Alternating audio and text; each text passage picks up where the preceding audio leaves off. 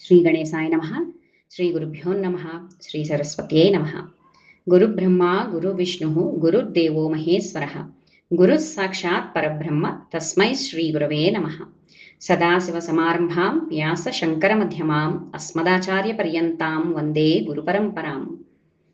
మౌనవ్యాఖ్యా ప్రకటిత పరబ్రహ్మతత్వం యువానం వర్షిష్ఠాంతే వసదృశి గణైరావృతం బ్రహ్మనిష్టైః ఆచార్యేంద్రం కరకలిత చిన్ముద్రమానందరూపం స్వాత్మారామం ముదితవదనం దక్షిణామూర్తిమీడే.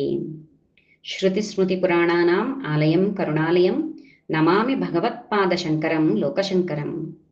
సకుంకుమ విలేపనాం అల్కచుంబి కస్తూరికాం సమంతహసితేక్షణాం సచరసాపపాశాంకుశాం అశేషజనమోహినీం అరుణమాల్యభూషాం వరాం జపాకుసుమభాసురాం జపవిధౌ స్మరేదంబికాం. శ్రీమాత్రే నమః. మనం ఈరోజు 4, 5, 6 సౌందర్యలహరి శ్లోకాలు తెలుసుకుందాం.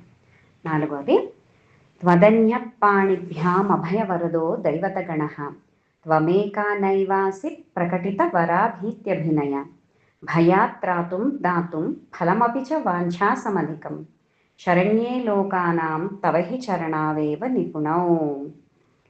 త్వదన్యపాణిభ్యాం అభయవరదో దైవతగణ అంటే అమ్మ, ఇతర దేవతలందరూ తమ చేతులతో అభయముద్ర మరియు వరదముద్ర చూపిస్తారు.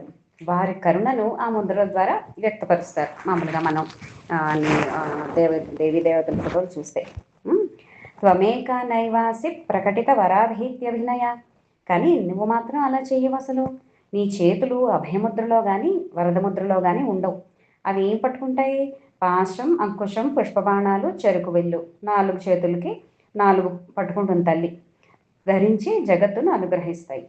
భయాత్రాతుం దాతుం ఫలమపి చ వాంఛాసమధికం, ఎందుకంటే నీకు చేతులతో అభయం ఇవ్వాల్సిన అవసరమే లేదు. నిన్ను ఆశ్రయించిన వారిని భయాల నుండి రక్షించడం, వారు కోరిన దానికంటే అధికమైన ఫలితాలు ప్రసాదించడం నీ సహజ స్వభావం. శరణ్యే లోకానాం తవ హి చరణావేవ నిపుణౌ. ఓ శరణాగత వత్సలే, నీ పవిత్ర పాదపద్మాలే భక్తులకు నిజమైన అభయం, పరమవర ప్రదానం. నీ పాదాలను ఆశ్రయించిన వారికి భయం ఉండదు, లోటు ఉండదు. సో ఇందులో మనకి శంకరులు బోధిస్తున్న సందేశం ఏంటంటే, ఇస్తున్న సందేశం, అమ్మవారి కృపకు సంకేతాలు అవసరం లేదనమాట. ఆమె పాదపద్మాలను ఆశ్రయించిన క్షణం నుంచే భయం తొలగిపోతుందట. ఆమె ఇచ్చే అనుగ్రహం మనం అడిగిన దానికే పరిమితం కాదు, మనకు నిజంగా శ్రేయస్కరమైన దాన్ని, మన ఊహ కంటే గొప్పదాన్ని ప్రసాదిస్తుంది. అందుకే అమ్మవారిని ఏదైనా కోరుకోవాలనుకుంటే మనం ఈ మెటీరియలిస్టిక్గా కోరుకోకూడదు అనమాట. ఆవిడే the biggest program manager of the world కదా. సో మనకి ఏం కావాలో, మనకి ఏది మంచిదో, మనకి ఏ టైంలో కావాలో ఇచ్చేది అమ్మవారి. సో మనం కనకధారలో చెప్పుకున్నట్టుగా అమ్మవారి కరుణా కటాక్ష వీక్షణం మనపైన ఉంటే ఆవిడ మిగతా అన్నీ చూసుకుంటుంది. అమ్మవారి చేతులు వరాలు ఇస్తాయి, కానీ ఆమె పాదాలు జీవితాన్ని మార్చేస్తాయి అన్నమాట. మనం అలాగే ప్రార్థించుకునేటప్పుడు అమ్మవారిని నీ పాద పద్మాలపై అచంచల విశ్వాసాన్ని నాకు ప్రసాదించు, భయాలను తొలగించి నా జీవితానికి శ్రేయో మార్గాన్ని చూపించి నేను కోరిన దానికంటే ఉత్తమమైన అనుగ్రహాన్ని ప్రసాదించు. ఎందుకంటే నాకేమీ తెలియదు, ఏం కోరుకోను, నాకన్నా కూడా నీకే బాగా తెలుసు. కాబట్టి నాకు యోగ్యమైన దాన్ని నువ్వే నాకు ప్రసాదించు తల్లి అని చెప్పి మనం కోరుకోవాలన్నమాట. అయితే ఇందులో దాగిన లలితా సహస్రనామాలు ఏంటంటే, భయాపహ వాంఛితార్థప్రదాయిని వరద. శ్రీమాత్రే నమః. తర్వాత 5వ శ్లోకం. హరిస్త్వామారాధ్య ప్రణత జన సౌభాగ్య జననీ పురానారీ భూత్వా పురరిపుమపి క్షోభమనయత్ స్మరోపి త్వాం నత్వా రతినయన లేహ్యేన వపుషా మునీనామప్యంతః ప్రభవతి మోహాయ మహతాం. అంటే ఓ జగదంబ, నిన్ను శరణు వచ్చిన వారికి సౌభాగ్యం, మంగళం, ఐశ్వర్యం ప్రసాదించే తల్లివి నువ్వు. శ్రీ మహావిష్ణువు కూడా నీ అనుగ్రహాన్ని పొందిన తర్వాతే జగత్తు హితార్థం అనేక దివ్య కార్యాలను విజయవంతంగా నిర్వహించాడు. మనం మళ్ళీ కనకధారలోకి వెళ్తే అది ఇలాగే ఉంటుందండి. కనకధార చదువుకుంటూ ఉంటే మనకి సౌందర్యలహరి గుర్తొస్తూ ఉంటుంది అనమాట. అలాగే సౌందర్యలహరి చదువుకుంటూ ఉంటే కనకధార గుర్తొస్తూ ఉంటుంది. పురాణారీ భూత్వా పురరిపుమపి క్షోభమనియత్ అంటే ఒకప్పుట శ్రీ మహావిష్ణువు మోహిని రూపం ధరించి మహాదేవుని మనసును సైతం ఆకర్షించాడు. ఎప్పుడు క్షీరసాగర మథనం టైంలో. ఆ కథ మీకు అందరికీ తెలిసే ఉంటుంది కదా. అయితే ఆ మోహిని సౌందర్యం ఎవరిది? ఆయన సొంతం కాదు. జగన్మాత అయిన నీ దివ్య సౌందర్యానికి అది ఒక చిన్న ప్రతిబింబం మాత్రమే అని శంకరులు సూచిస్తున్నారనమాట. ఎందుకంటే వాళ్ళిద్దరూ అన్నా చెల్లెళ్ళు కదా, నారాయణ నారాయణి అంటారు. అందుకని ఒకేలా ఉంటారు. మళ్ళీ మనం నవరత్నాల్లో చెప్పుకున్నట్టు శ్రీరామో లలితాంబిక, శ్రీకృష్ణ శ్యామలాదేవి. కాబట్టి వాళ్ళు ఎప్పుడు విడివిడిగా కాదనమాట. అన్నా చెల్లెలు ఒకేలా ఉంటారు. ఒకేలాంటి దివ్య సౌందర్యంతో ప్రకాశిస్తూ ఉంటారనమాట. స్మరోపిత్వాంనత్వా, శివుని కోపాగ్నికి భస్మమైన మన్మథుడు కూడా నీ కృపను ఆశ్రయించి తిరిగి తన ప్రభావాన్ని పొందాడు. నీ అనుగ్రహంతోనే అతడు ప్రేమను, అనురాగాన్ని సృష్టి కొనసాగడానికి అవసరమైన ఆకర్షణ శక్తిని ప్రసరింపచేస్తున్నట్ట. మునీనామప్యంతః ప్రభవతి మోహాయ మహతాం. నీ కటాక్షం లభించిన తరువాత మన్మధుడు మహామహులైన మునుల మనస్సుల్లో కూడా స్వల్ప చలనం కలిగించగలిగాడు. ఈ శ్లోకం ద్వారా ఆదిశంకర్లు మనకి ఏం చెప్తున్నారంటే సర్వాకర్షణ శక్తికి మూలం పరాశక్తియే అని అద్భుతంగా తెలియజేస్తున్నారనమాట. అయితే ఈ శ్లోకం మనకి ఒక గంభీరమైన సత్యాన్ని కూడా బోధిస్తుందిట.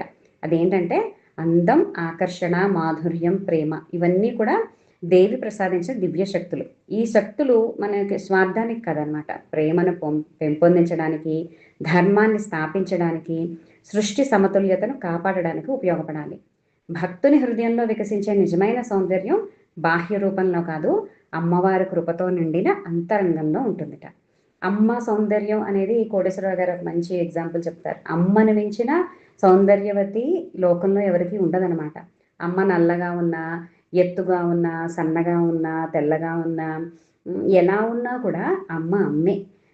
మా అమ్మ బాగోదు, నేను మా అమ్మ దగ్గరికి వెళ్ళాను, వేరే అమ్మ దగ్గరికి వెళ్తారని చిన్నపిల్లలు ఎవరు అనుకోరు అని చెప్పి చాలా అద్భుతంగా చెప్తారనమాట. ఎవరి అమ్మ వాళ్ళకి గొప్ప. అలా అయితే దివ్య సౌందర్యానికి మూలం ఎవరు? పరాశక్తి. సో అమ్మ అంటే ఒక మాతృమూర్తి అంటే అమ్మే.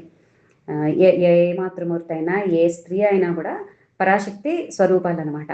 ఆమె కృపతో వికసించిన హృదయమే నిజమైన సౌందర్య స్వరూపం అనమాట.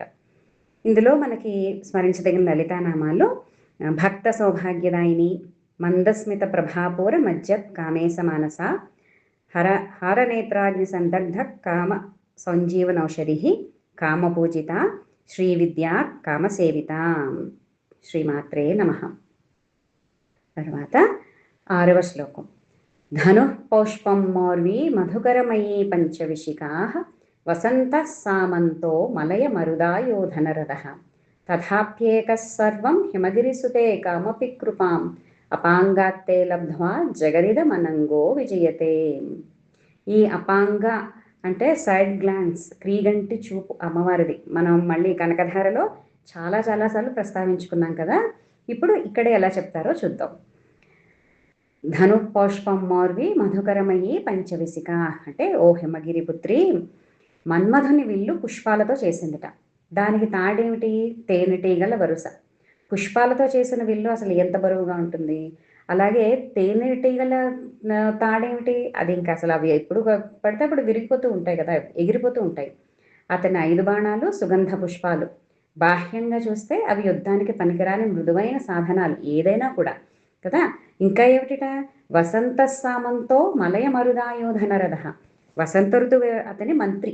అంటే అతనితో పాటు వస్తూ ఉంటాడనమాట వసంతుడు. మీరు ఒకసారి బొమ్మలో చూడండి, పక్కన వసంతుడని జెండా పట్టుకొని వస్తున్నాడు కదా. మలయ పర్వతం నుండి వీచే సుగంధ భావనమే అతని రథం. అతని సైన్యం కూడా సౌమ్యమైన ప్రకృతి సౌందర్యమే అయినప్పటికీ ఈ మృదుత్వంలోనే అపారమైన శక్తి దాగి ఉందిట. ఏంటంటే తథాప్యేక సర్వం హిమగిరిసుతే కామపి కృపాం. ఈ సాధనాలన్నీ బలహీనంగా కనిపించినా ఓ పార్వతి, నీ యొక్క అపాంక కటాక్షం లభించిన వెంటనే అవి అజేయ శక్తిగా మారుతాయి. అమ్మవారి అనుగ్రహమే సాధారణాన్ని అసాధారణంగా మారుస్తుందన్నమాట. అంటే ఇటువంటి తేలికపాటి పరికరాలు ఉన్నప్పటికీ కూడా దేహమే లేని మన్మధుడు కరుణను కురిపించే నీ కడగంటి చూపుల నుండి అనిర్వచనీయమైన కృపను పొంది ఈ జగతిని జయించగలుగుతున్నాడు కదా తల్లి అని చెప్తున్నారనమాట. అందులో మనం తెలుసుకోవాల్సిన జీవిత సత్యం ఇందులో ఏంటంటే, విజయం అనేది మన బాహ్య సాధనాల వల్ల మాత్రమే రాదు. దైవానుగ్రహమే వాటికి శక్తిని ప్రసాదిస్తుంది. మన ప్రతిభ, విద్య, సంపద, శ్రమ ఇవన్నీ చాలా అవసరం మనకి. కాకపోతే వాటికి ఫలితాన్ని అందించేది ఏంటంటే ఎప్పుడు భగవత్ కృప ఒక్కటే అన్నమాట. దేవీ కటాక్షం ఉంటే చిన్న సాధనంతో అయినా కూడా మన మన హృదయంలో దేవి కొలువై ఉందనుకోండి, చిన్న చిన్న సాధనాలే అన్నీ కూడా, వాటితోనే మహాకార్యాలు సిద్ధిస్తాయి అన్నమాట. అమ్మవారి యొక్క కటాక్షం ఉంటే బలహీనత కూడా మహాశక్తిగా వికసిస్తుంది. శ్రీమాత్రే నమః. సర్వమంగళమాంగళ్యే శివే సర్వార్థసాధికే శరణ్యే త్రయంబకే గౌరీ నారాయణి నమోస్తుతే. మంత్రహీనం క్రియాహీనం భక్తిహీనం మహేశ్వరి యత్పూజితం మయా దేవి పరిపూర్ణం తదస్తుతే. సర్వే భవంతు సుఖినః సర్వే సంతు నిరామయాః సర్వే భద్రాణి పశ్యంతు మా కశ్చిత్ దుఃఖభాగ్ భవేత్. ఓం శాంతి శాంతి శాంతి. శ్రీమాత్రే నమః. సర్వం శ్రీమాతా చరణారవిందార్పణమస్తు. స్వస్తి.